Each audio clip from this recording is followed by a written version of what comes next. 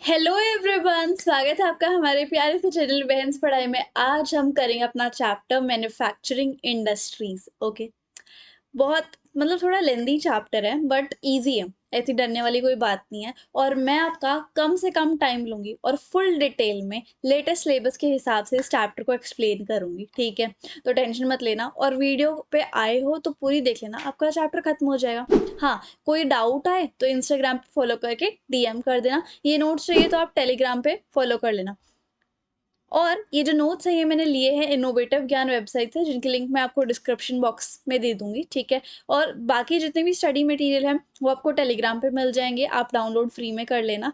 And let's begin our chapter manufacturing industry. तो ये जो नाम है मैन्युफैक्चरिंग, मैन्युफैक्चरिंग का मतलब होता है उत्पादन, कोई चीज बनाना, ठीक है। वो चीज बनेगी कैसे? जो आप खेती बाड़ी करते हो, एग्रीकल्चर करते हो, वहां से आता है रॉ मटेरियल जो कि नेचर से बना होता है, ठीक है, कच्चा माल। और वो कच्चा माल जाता है फैक्ट्री में, उस कच्चे माल को थोड़ी सी उसकी मरम्मत करके एक नया प्रोडक्ट बना दिया जाता है, उसको हम कहते हैं मैन्युफैक्चरिंग। तो यहाँ पर देखो एक एग्जांपल लेते हैं, जैसे कि गेहूं है। गेहूं उगे, उसके बाद वो गेहूं आते हैं फैक्ट्री में, उनको कूटा पीसा जाता है मशीन में और उससे क्या निकलता है? गेहूं का आटा निकल जाता है। तो पहले गेहूं थे, अब आटा बन गया उनका। तो आटा एक अलग प्रोडक्ट है, गेहूं एक अलग प्रोडक्ट है। सो इसलिए मैन्युफैक्चरिंग मतलब कि उत्पादन, रॉ मटेरियल से कोई एक नया प्रोडक्ट बना देना, ठीक है। So that is manufacturing. Manufacturing industries कौन सी होती है? मतलब उत्पादन वाली फैक्ट्रीज, है ना। तो उत्पादन वाली फैक्ट्रीज जो होती है जहाँ पर रॉ मटेरियल से एक फिनिश प्रोडक्ट बनाया जाता है, उस वो कौन से सेक्टर में आती है? सेकेंडरी सेक्टर में। मतलब जितनी भी इंडस्ट्रीज और फैक्ट्रीज होती है ना आपकी, वो सारी सेकेंडरी सेक्टर में आते हैं, और एग्रीकल्चर का प्राइमरी सेक्टर में, और ट्रांसपोर्ट कम्युनिकेशन वगैरह टर्शरी सेक्टर में। ये तो हम बचपन से पढ़ते आ रहे हैं, है ना। सो इसलिए मैन्युफैक्चरिंग इंडस्ट्री जो है सेकेंडरी सेक्टर का पार्ट है, ओके।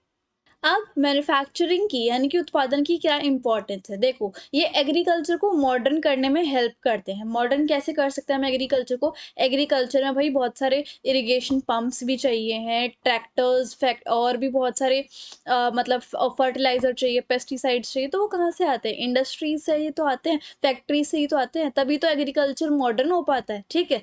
और ये हमारी अर्थव्यवस्था यानी कि इकोनॉमी की बैकबोन है। अब जैसे आप हो या फिर मैं हूँ या फिर हम सब हैं, हम सबको खड़े रहने के लिए, बैठने के लिए, खेलने कूदने के लिए, लेटने के लिए किसी एक सहारे की ज़रूरत होती है ना, हमारी बॉडी को। वो कौन प्रोवाइड करती है? हमारी स्पाइनल कॉर्ड, हमारी बैकबोन। ऐसे ही इकोनॉमी को कौन सहारा देती है?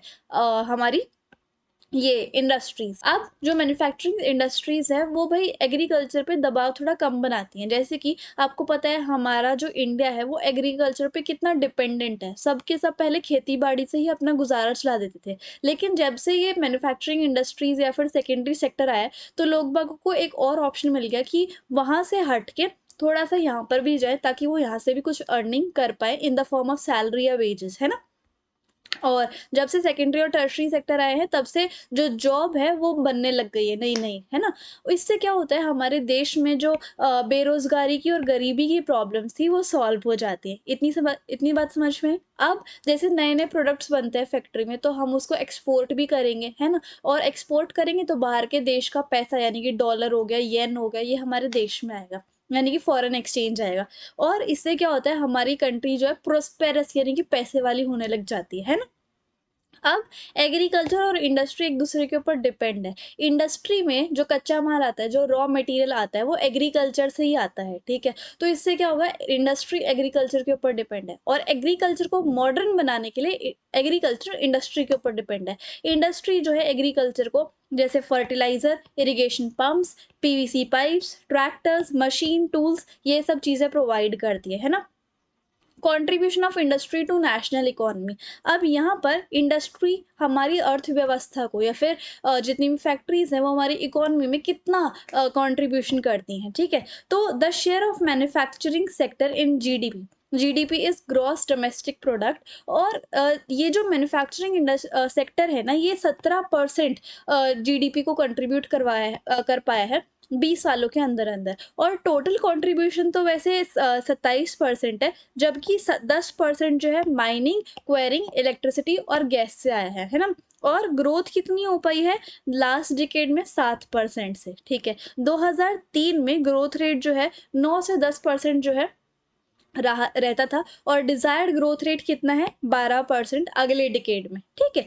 अब एक जो फुल फॉर्म याद करनी है आपको वो है नेशनल मैन्युफैक्चरिंग कॉम्पिटिटिवनेस काउंसिल। ये क्या है? ये एक ऑर्गेनाइजेशन है जो कि गवर्नमेंट ऑफ इंडिया ने सेटअप की थी, किस चीज़ के लिए कि अगर इम्प्रूविंग द प्रोडक्टिविटी, कि हम अपने उत्पादन के प्रोसेस को, प्रोडक्टिविटी के प्रोसेस को और ज़्यादा इम्प्रूव करें, उसके लिए ये प्रॉपर पॉलिसीज एंड ऑब्जेक्टिव्स बनाते हैं, ठीक है, एनएमसीसी। अच्छा, इंडस्ट्री की लोकेशन को अब हम देख लेते हैं। एक इंडस्ट्री कहाँ-कहाँ पे सेटअप होना चाहेगी, जहाँ पर उसको कच्चा माल मिलेगा, जहाँ पर उसको सस्ता लेबर मिलेगा, जहाँ सस्ती लैंड मिलेगी, जहाँ पर उसको वाटर एंड इलेक्ट्रिसिटी की फैसिलिटी मिलेगी, मार्केट मिलेगा, ट्रांसपोर्ट, कम्युनिकेशन, फाइनेंस, इन सब सर्विसेज़ को जहाँ पर उसको ईज़िली अवेलेबल होगा, टैक्सेशन पॉलिसी, गवर्नमेंट पॉलिसीज़, वहाँ पे एक इंडस्ट्री या फिर एमएनसी सेटअप होना चाहेगी। तो वही सारी चीज़ें आपको लिखनी है, raw material, power and energy resources, और उसके बाद suitable climate, land, availability of water specially jute industries के लिए, और labour, capital, market, transport, communication, banking, insurance, finance, government policy, infrastructure, economy कैसी है, और एंटरप्रेन्योर। जहां पर ये सारी चीजें अवेलेबल होंगी वहां पर एक इंडस्ट्री जो है सेटअप होना चाहेगी।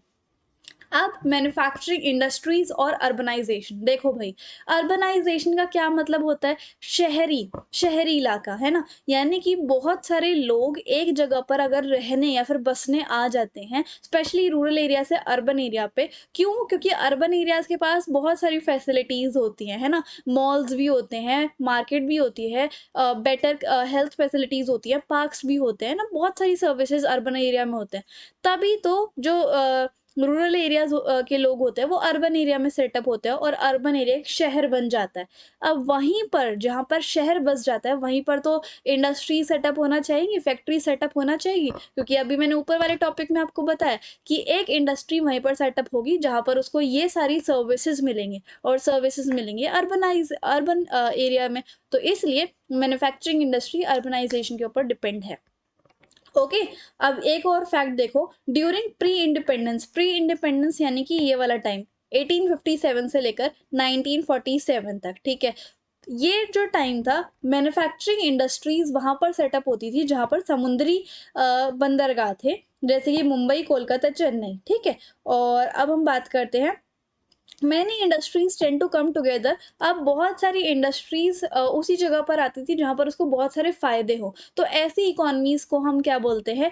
Agglomeration economies. एग्लोमेरेशन इकोनॉमीज मतलब कि इस इकोनॉमी में जहाँ पर बहुत सारी सर्विसेज एक इंडस्ट्री को मिलेगी वहाँ पर इंडस्ट्री सेटअप होना चाहिए, so that economy is known as this, ठीक है। अर्बनाइजेशन मतलब कि अगर शहरी इलाके में बहुत सारे लोग आ जाते हैं तो उसको अर्बनाइजेशन कहते हैं। एग्लोमेरेशन इकोनॉमीज क्या होती हैं? जहाँ पर बड़े मार्केट, ट्रांसपोर्टेशन कॉस्ट कम हो और बहुत सारे एक्सपेंसेस बच जाएं एक वर्किंग सिटी में, ऐसी इकोनॉमी को हम एग्लोमेरेशन इकोनॉमी ही कहते हैं, ठीक है। Industry market linkage. अब भाई इंडस्ट्री जो अपने प्रोडक्ट बनाती है वो बेचेगी कहाँ? मार्केट में। तो इसलिए एक इंडस्ट्री वहीं ज़्यादा सेटअप होना चाहेगी जहाँ पर मार्केट हो, और ये दोनों एक दूसरे से लिंक है ना।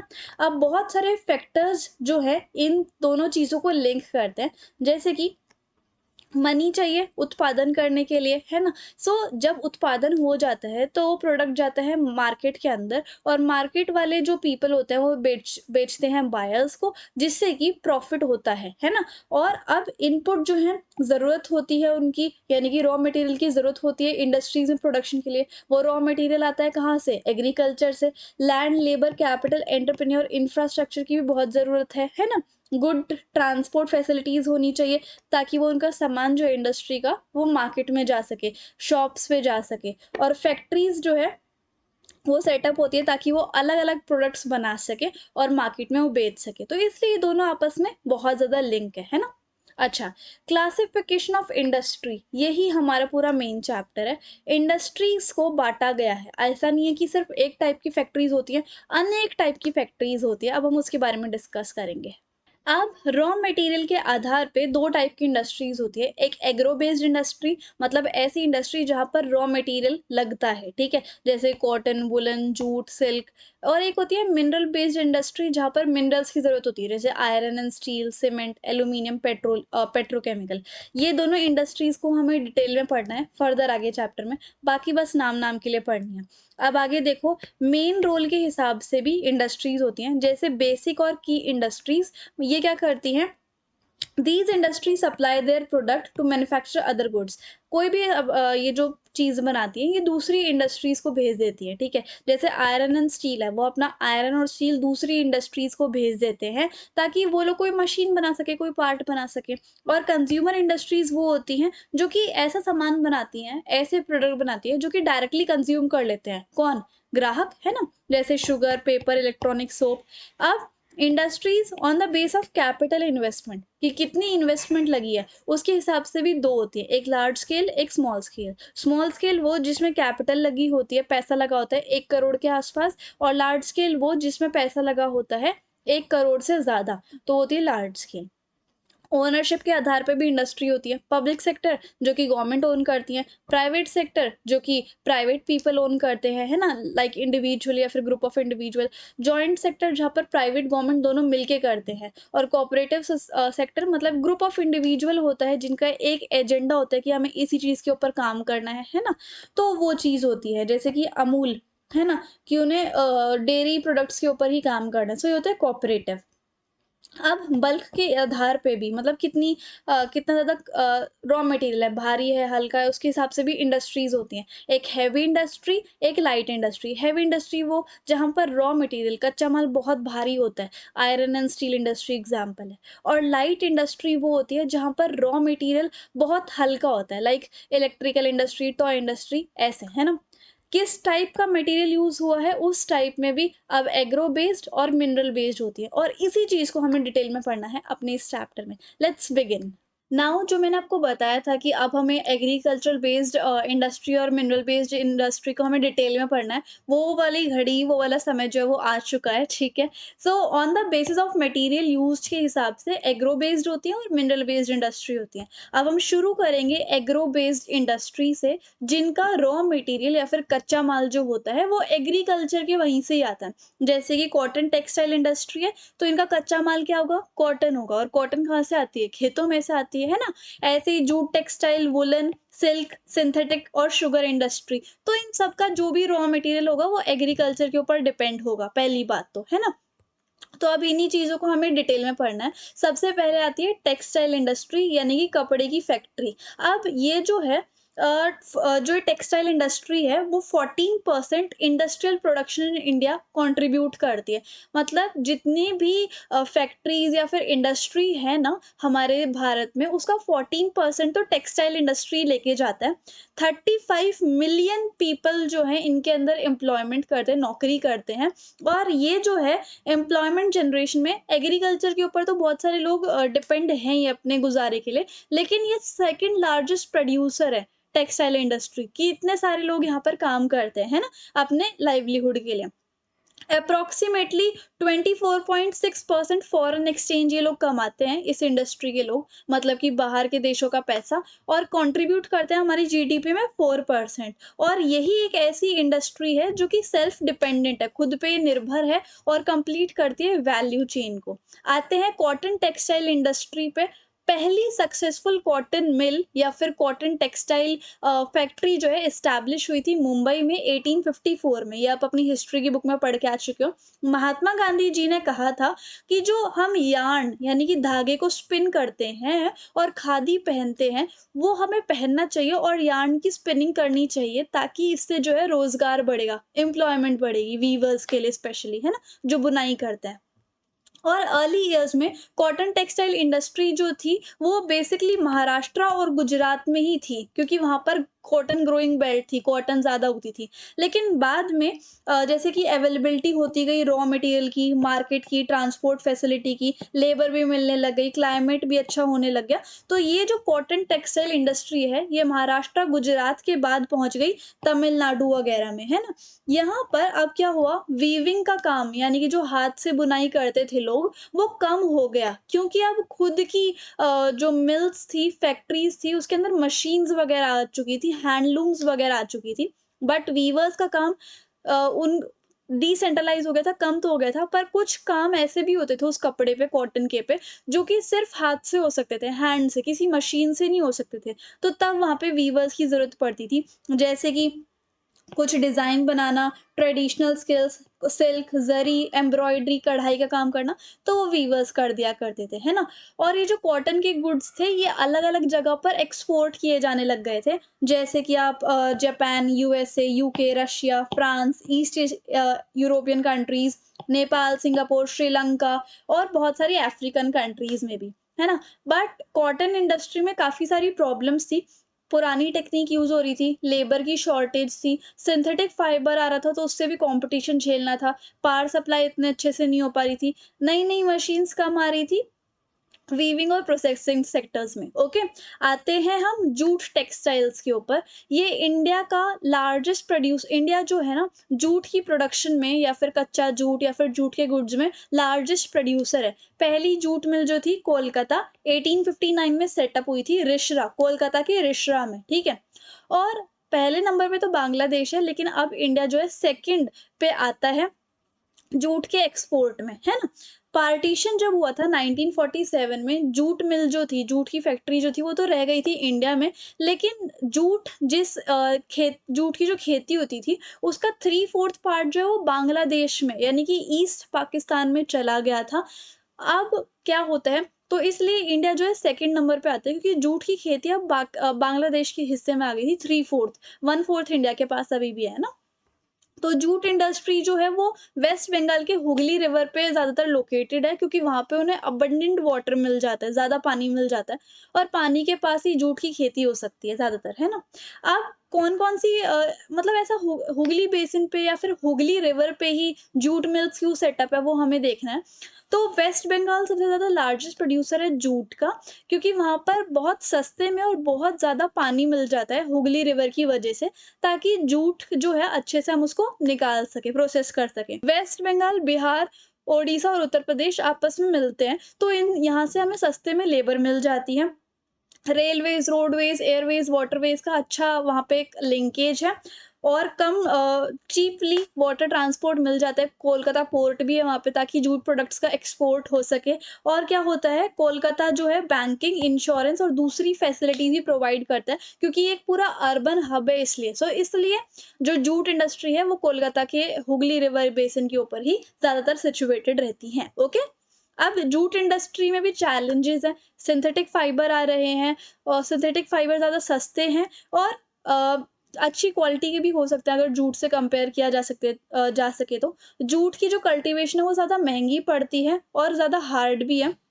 इंटरनेशनल मार्केट में भी अलग-अलग फाइबर्स आ रहे हैं, जिसकी वजह से जूट के लिए बहुत बड़ा चैलेंज बन रहा है। बांग्लादेश भी एक बहुत बड़ा चैलेंज है एज़ अ कॉम्पिटिटर, है ना? Is a big challenge while Brazil, Philippines, Egypt, Thailand दूसरे कॉम्पिटिटर्स हैं जूट के, है ना? तो इस चीज़ के लिए। अब आते हैं हम शुगर इंडस्ट्री के ऊपर। इंडिया जो है सेकंड वर्ल्ड लार्जेस्ट प्रोड्यूसर है शुगर का, बट फर्स्ट है जैगरी, यानी कि गुड़ में, और खांड जो हम खाते हैं ना, बूरा-वूरा टाइप, वो सब शुगर इंडस्ट्री में आता है। शुगर मिल्स इंडिया में यूपी, बिहार, महाराष्ट्र, कर्नाटका, तमिलनाडु, आंध्र प्रदेश और गुजरात में है और रीसेंट ईयर्स में ये शुगर इंडस्ट्री सदर्न और वेस्टर्न पार्ट में भी आ चुकी है, जैसे कि महाराष्ट्र वगैरह में।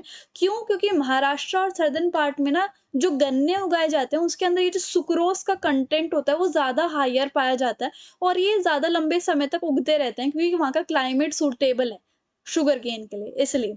बट इसमें भी चैलेंजेस हैं, क्या है? शॉर्ट टर्म और सीजन की इंडस्ट्री है, क्योंकि गन्ने कुछ टाइम के लिए उगते हैं, फुल ईयर नहीं उगते। और शुगर केन का पर हेक्टेयर प्रोडक्शन कम है, ठीक है। ओल्ड मशीन होती हैं, ज़्यादा अच्छे से प्रोडक्शन के मेथड्स नहीं हैं और जो बैगीज़ होती हैं, मतलब वो जो गन्ने का चूरा-वूरा बच जाता है, उससे और कुछ भी हमें एक्सट्रैक्ट करना आना चाहिए, मतलब उसमें से और जूस निकालना चाहिए हमें, है ना? उसको मैक्सिमाइज़ करना है। ट्रांसपोर्ट डिले कर देता है, दूसरी-दूसरी फैक्ट्रीज़ तक गन्ने पहुँचाने में, इसलिए। तो ये थी एग्रो बेस्ड इंडस्ट्री के पार्ट, अब हमें पढ़ने हैं mineral based industries. Let's begin. Now mineral based industries, जिसमें जिनका रॉ मटेरियल मिनरल्स या फिर मेटल्स होते हैं, वो होती हैं मिनरल बेस्ड इंडस्ट्रीज। पहली है आयरन और स्टील की, ठीक है। आयरन और स्टील ना बेसिक इंडस्ट्री कहलाती हैं, क्योंकि ये अपना आयरन और स्टील बना के दूसरी इंडस्ट्रीज को भेजते हैं, ताकि वो इंडस्ट्री कुछ स्टील का कुछ बना ले, जैसे कि मशीन वगैरह, और आयरन का कुछ कर ले, है ना। और ये हैवी इंडस्ट्रीज में आते हैं। इंडिया जो है सेकंड है आयरन और स्टील की प्रोडक्शन में, और वर्ल्ड में इन क्रूड स्टील में वो सेकंड रैंक पे है वर्ल्ड में। और 1 मिलियन टन्स था 2019 में। इंडिया लार्जेस्ट प्रोड्यूसर है स्पॉन्ज आयरन का, लेकिन इसकी पर कैपिटा कंजप्शन जो है इंडिया में सिर्फ 74.3 केजी है 2019 में, और पूरे वर्ल्ड में एवरेज है 229.3 केजी की, है ना। लार्जेस्ट प्रोड्यूसर तो है स्पॉन्ज आयरन का, पर इसकी कंजम्पशन सिर्फ इतनी है, बल्कि वो पूरे वर्ल्ड में इतनी है, ओके। और यहाँ पर most of the public sector understanding undertaking market their steel. और जितनी भी स्टील की कंपनीज है, वो बेसिकली किसके अंदर आती हैं? Steel authorities of India limited, यानी कि सेल के अंदर। इसकी फुल फॉर्म याद कर लेना, है ना। छोटा नागपुर प्लेट्यू जो है बेसिकली ईस्ट की साइड पर है ये। आयरन और स्टील इंडस्ट्री ज्यादातर वहीं पर है ना। सो आयरन और स्टील इंडस्ट्री छोटा नागपुर प्लेट्यू रीजन के वहां पर ही क्यों है? क्योंकि वहां पे जो आयरन और होते हैं उसकी कॉस्ट कम होती है, हाई ग्रेड रॉ मटेरियल अच्छा मिल जाता है, लेबर सस्ते में मिल जाती है, डोमेस्टिक मार्केट अच्छा है वहां पे, इसलिए। स्टील कैसे मैन्युफैक्चर होता है, कैसे बनता है, वो देख लेते हैं। इतना इंपॉर्टेंट नहीं है, ये फिल इन द ब्लैंक में आ सकता है, पर हम अपनी तरफ से पूरा करके चलेंगे, ठीक है। स्टील को बनाने के लिए 3 चीजों की जरूरत है। कितने चीजों की? 3 चीजों की। सबसे पहले आयरन ओर, पहली चीज। दूसरी है चोकिंग कोल, और तीसरी है लाइमस्टोन, ठीक है। आयरन ओर, चोकिंग कोल, लाइमस्टोन। और ये है रेशियो प्रेजेंट 4-2-1, 4-2-1। और मैंगनीज भी रिक्वायर होता है, ताकि हम स्टील को हार्ड कर सकें। अब इसका बनने का प्रोसेस देखो। ज़्यादा मुझे भी नहीं आता, बट मैं आपको इस तरीके से समझाने की कोशिश करूँगी कि मैं भी समझ जाऊँ, आपको भी समझा दूँ, ओके। तो सबसे पहले रॉ मटेरियल क्या होते हैं स्टील को बनाने के? ऊपर बताया ना अभी, आयरन ओर, चोकिंग कोल और लाइमस्टोन, और मैंगनीज चाहिए हार्ड करने के लिए स्टील को, ठीक है। तो ये सारे रॉ मटेरियल हो गए। अब इन सारे रॉ मटेरियल को लेके आया जाता है भट्टे के पास, यानी कि ब्लास्ट फर्नेस में। यहाँ पर हम लेते हैं इस आयरन ओर को मेल्ट करने के लिए। इस भट्टे में हम आयरन ओर को मेल्ट करते हैं। फिर आता है, आयरन ओर का काम हो गया, अब आता है लाइमस्टोन। लाइमस्टोन एक फ्लक्सिंग मटेरियल होता है। फ्लक्सिंग मटेरियल मतलब कि जो बहता रहता है, लिक्विड फॉर्म में होता है। अब आयरन ओर को जब पिघला दिया, तो वो भी लिक्विड फॉर्म में आ गया, है ना। फिर लिक्विड फॉर्म का ये जो लाइमस्टोन है, उसको भी आयरन ओर में ऐड कर दिया। अब जो इम्प्योरिटीज आई, जिसको हम स्लैग बोलते हैं, वो उसको रिमूव किया जाता है। फिर अब ये जो चोकिंग कोल है, इसमें से निकलता है कोक, ठीक है। कोक को भी बर्न किया जाता है ना। Coke is burn to heat. अब कोक को भी बर्न किया जाता है, वो भी मेल्टेड फॉर्म में आ जाता है। फिर अब आता है पिग आयरन। कोक को बर्न करने के बाद निकलता है पिग आयरन। पिग आयरन में जो है कुछ मोल्ड्स होते हैं, कुछ ऐसे कंटेनर टाइप के होते हैं। मोल्टन मटेरियल जैसे कि आयरन ओर और लाइमस्टोन को मिक्स किया था ना। अब आयरन और लाइमस्टोन को मिक्स जो मोल्टन मटेरियल है, उसको मोल्ड्स में डाल दिया जाता है, जिसको हम क्या बोलते हैं? पिग। क्या बोलते हैं? पिग। अब स्टील कैसे बनती है?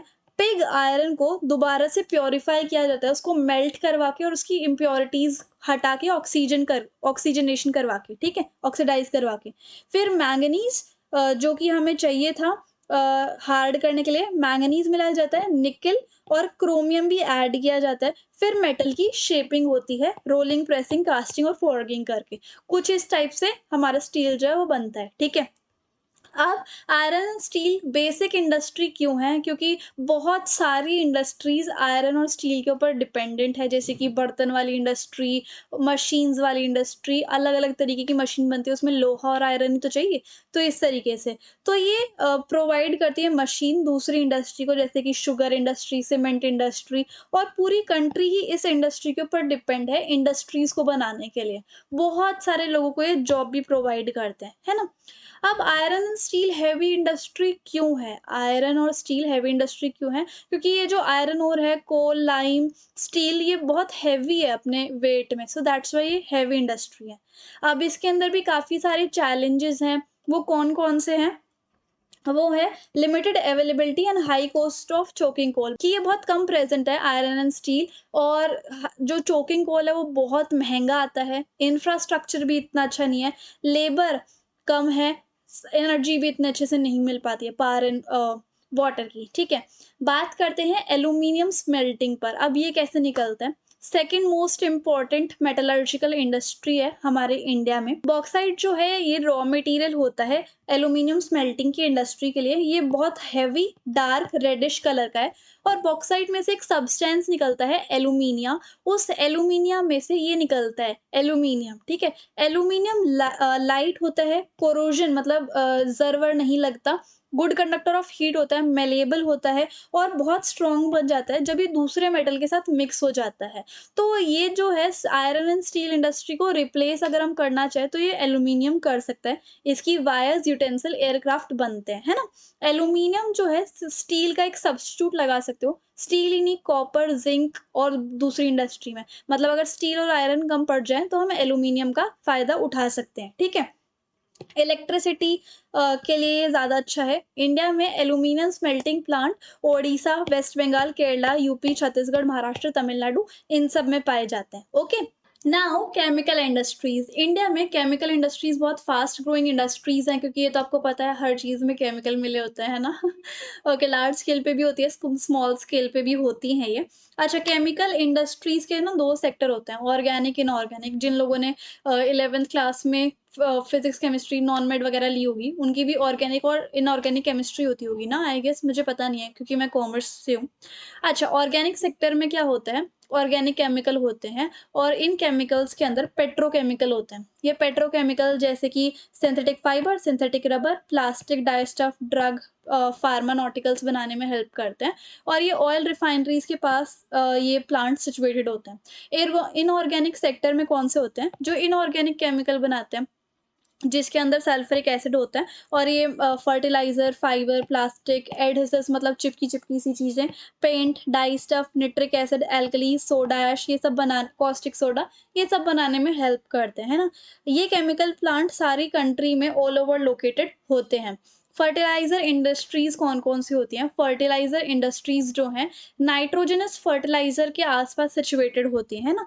तो ये जैसे कि क्यों? क्योंकि इन फर्टिलाइज़र्स में नाइट्रोजन गैस का बहुत बड़ा रोल होता है, स्पेशली यूरिया में, और इसके अंदर नाइट्रोजन, फॉस्फेट और पोटैश वगैरह मिला होता है इन फर्टिलाइज़र्स में।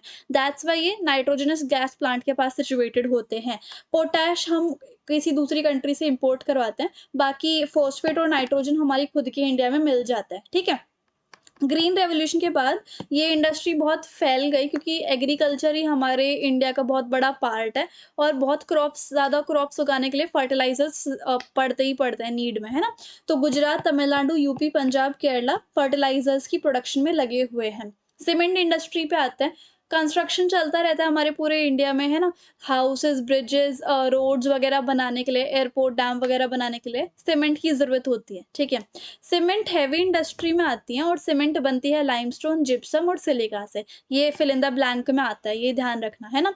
पहला प्लांट जो है वो चेन्नई 1904 में बना था, और इंडिपेंडेंस जब आज़ादी मिल गई थी तब सीमेंट इंडस्ट्री जो है बहुत फलने-फूलने लग गई थी। इसके प्लांट ज़्यादातर गुजरात में हैं, क्योंकि वहीं पर ज़्यादा मार्केट एरिया सीमेंट का अवेलेबल है, ठीक है?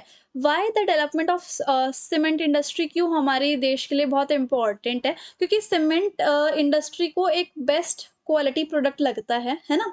और एशियन और अफ्रीकन कंट्री, साथ के साथ इंडिया में इसकी बहुत डिमांड है। इंडस्ट्री बहुत is doing well in production, अच्छा कर रही है अपनी प्रोडक्शन में, एक्सपोर्ट रेट भी काफ़ी अच्छे हैं इसके, और कंट्रोल प्राइसेस को भी ठीक कर लेती है, डिस्ट्रीब्यूशन काफ़ी अच्छा होने लग रहा है इसका 1989 से। बहुत सारी पॉलिसीज़ भी आई हैं इस चीज़ को लेके, ठीक है? अब बात करते हैं ऑटोमोबाइल इंडस्ट्री की। व्हीकल से रिलेटेड है ये। क्विक ट्रांसपोर्टेशन होता है पैसेंजर्स का, गुड्स का भी, है ना? व्हीकल की हेल्प से। लिबरलाइज़ेशन के बाद नए-नए व्हीकल्स आने लग गए थे मार्केट में। मतलब लिबरलाइज़ेशन मतलब जब काफ़ी सारे कामों को लाइसेंस मिल गया था कि वो अब करवा सकते हैं एक्सपोर्ट, इम्पोर्ट वगैरह भी। तो और ये जो है दिल्ली, गुड़गाँव, मुंबई, पुणे, चेन्नई वगैरह में होता है। मतलब जितने भी व्हीकल्स के शोरूम हैं वो ज़्यादातर यहीं पर लोकेटेड है ना? लिबरलाइज़ेशन जब हुआ था मतलब लाइसेंसिंग जब हुई थी और डायरेक्ट फॉरेन इन्वेस्टमेंट कैसे इंडिया में ऑटोमोबाइल इंडस्ट्री पे रैपिड ग्रोथ डालता है। अब जैसे आपको पता है कार, ट्रक्स, एस, बोलेरो इन सारी चीज़ों को बनाने के लिए कम पैसा चाहिए, बहुत पैसा लगता है। तो कहीं न कहीं से तो पैसा लाएँगे, क्या पता फॉरेन इन्वेस्टमेंट भी करें, है ना? तो ये जो लिबरलाइज़ेशन हुआ कि मतलब बाहर की कंट्रीज़ आ सकती हैं हमारी इंडिया में क्योंकि उनके पास लाइसेंसेस होते हैं और हमारे इंडिया में भी लाइसेंस है कि वो एक्सपोर्ट इंपोर्ट करा सकते हैं और ये जो फॉरेन इन्वेस्टमेंट लगती है तो ये कैसे ऑटोमोबाइल को रैपिड ग्रोथ करवाते हैं तो देखो व्हीकल्स की बहुत डिमांड बढ़ गई थी लिबरलाइजेशन के बाद और हमारे जो हम गुड्स बनाते हैं फैक्ट्रीज के अंदर उनको एक्सपोर्ट या फिर इंपोर्ट कराना और डोमेस्टिक मार्केट में भेजने के लिए ऑटोमोबाइल्स ही चाहिए व्हीकल्स ही चाहिए ट्रांसपोर्ट ही चाहिए तो उसके लिए जब फॉरेन इन्वेस्टमेंट आएगी, पैसा आ जाएगा तो ट्रांसपोर्ट बन पाएँगे, वो बिकेंगे और फिर इस तरीके से पूरा काम चलता है, ठीक है? तो ऐसे हो गया। तो अभी प्रेज़ेंट में 15 मैन्युफैक्चरर है पैसेंजर कार के, 9 है कमर्शियल व्हीकल के और 14 हैं 2 और 3 व्हीकल्स के, है ना? इंफॉर्मेशन टेक्नोलॉजी या फिर इलेक्ट्रॉनिक इंडस्ट्री भी बहुत इंपॉर्टेंट है। ज़्यादातर जितने भी आपके TV, phone, cell phone, telephone exchange, radars, computer वगैरह आते हैं, वो सब के सब कंप्यूटर इंडस्ट्री जो है उनके थ्रू ही आते हैं, टेलीकम्युनिकेशन इंडस्ट्री के थ्रू, ठीक है? तो जो बेंगलुरु है वो इंडिया का इलेक्ट्रॉनिक कैपिटल है, ठीक है? तो जितनी भी इलेक्ट्रॉनिक चीज़ें मिलती हैं वो ज़्यादातर बैंगलोर में मिलती हैं और इम्पोर्टेंट सेंटर्स कौन-कौन से हैं? नोएडा, मुंबई, चेन्नई, हैदराबाद, पुणे, दिल्ली, कोलकाता, लखनऊ और कोयंबटूर, ठीक है? अच्छा, अब इंडिया में जो आईटी सेक्टर है वो क्या-क्या कंट्रीब्यूट करता है? एक तो सबसे ज़्यादा एम्प्लॉयमेंट इसके अंदर होती है, ठीक है? मतलब सबसे ज़्यादा नहीं, एम्प्लॉयमेंट इसके अंदर होती है, ज़्यादा फॉरेन एक्सचेंज आता है। बहुत सारे वर्किंग वुमेन इस सेक्टर में आ चुकी हैं, हार्डवेयर एंड सॉफ्टवेयर की टेक्नोलॉजी हमें प्रोवाइड करते हैं और आपको पता है अब हर चीज़ टेक्नोलॉजी से लिंक हो रही है, तो इस इंडस्ट्री की बहुत इंपॉर्टेंस है। सॉफ्टवेयर टेक्नोलॉजी पार्क भी अब सेटअप हो चुके हैं, इसका हमने मैप वर्क भी किया था, राइट? अब हमें बात करनी है industrial pollution and environmental degradation को लेके, ओके? अब जितनी ज़्यादा इंडस्ट्रीज़ और फैक्ट्रीज़ आती जा रही हैं, भई पॉल्यूशन तो हो गई, है ना? उस पॉल्यूशन को सुधारना भी पड़ेगा, उनके वेस्ट को। तो क्या-क्या है इस चीज़ में हम ये देखते हैं। 4 टाइप के पॉल्यूशन होते हैं लैंड वाटर, एयर और नॉइज़ पॉल्यूशन। एयर पॉल्यूशन कैसे होता है, जो ये इतने सारे केमिकल एफ्लुएंट्स होते हैं, वो हमारे हवा में आते हैं, है ना? तो देखो यहाँ पर देखो सल्फर डाइऑक्साइड, कार्बन मोनोऑक्साइड जैसी गैसेज़ आती हैं फैक्ट्रीज़ और इंडस्ट्रीज़ में से, स्मोक निकलता है केमिकल और पेपर फैक्ट्रीज़ में से जिससे कि एयर पॉल्यूशन होता है और इससे हमारी ह्यूमन की क्या एनिमल, प्लांट, बिल्डिंग पूरे एटमॉस्फेयर की हेल्थ पे बहुत असर पड़ता है, ठीक है? वाटर पॉल्यूशन देखो, जो ऑर्गेनिक और इनऑर्गेनिक केमिकल फैक्ट्रीज़ होती हैं वो जो अपना वेस्ट वाटर होती है वो सीधा पानी में, रिवर में डंप कर देते हैं जिससे कि एक्वेटिक लाइफ़ को भी हार्म हो जाता है और पूरी रिवर खराब हो जाती है, ठीक है?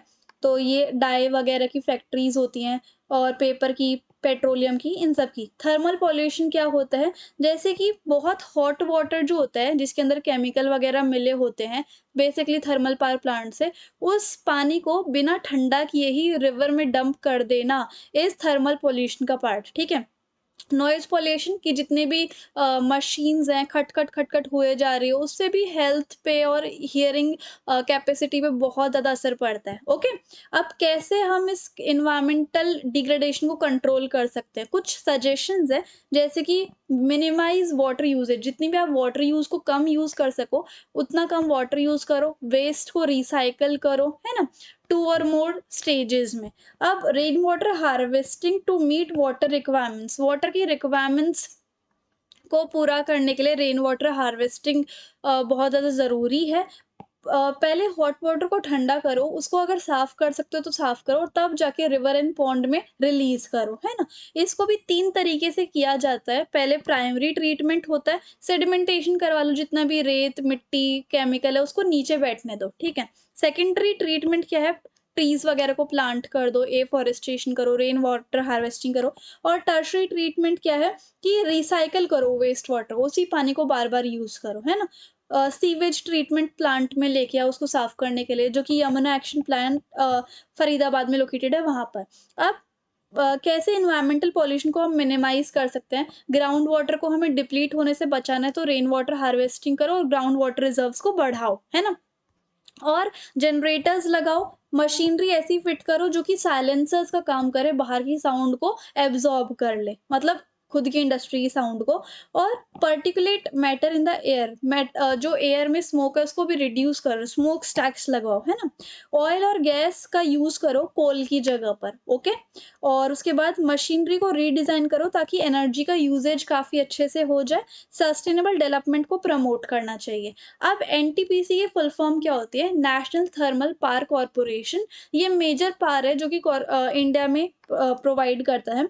आईएसओ सर्टिफिकेशन है ये 14001, और ये डेवलप करता है इन्वायरमेंटल मैनेजमेंट सिस्टम कि हम अपने इन्वायरमेंट को कैसे मैनेज करें और कैसे बचाएं। वो एनटीपीसी के सोचने का काम होता है। मेजर टास्क है एनटीपीसी का कि ऐसे पावर प्लांट वो सेटअप करे जिससे कि हमारा नेचुरल इन्वायरमेंट बचा रहे, और जैसे कि resources like air, water, oil, gas, coal, ये सब भी रिसोर्सेज बचे रहे, इनका ओवर एक्सप्लॉयटेशन ना हो। और ये कैसे हो सकता है? अच्छे से इन रिसोर्सेज को देखभाल करके यूज़ किया जाए, वाटर वेस्ट का जनरेशन कम किया जाए, ग्रीन बेल्ट्स यानी कि एफॉरेस्टेशन की जाए, और इन्वायरमेंटल जो पॉल्यूशन है उसको कम किया जाए। किस-किस टेक्निक से? रेन वाटर हार्वेस्टिंग से, ash water recycling system, ash pond management, liquid waste management, और काफ़ी सारे पावर स्टेशंस लगाने चाहिए, मैनेजमेंट पावर स्टेशन, जिससे कि ये सारी चीज़ों को मॉनिटर, रिव्यू किया जाए, ठीक है?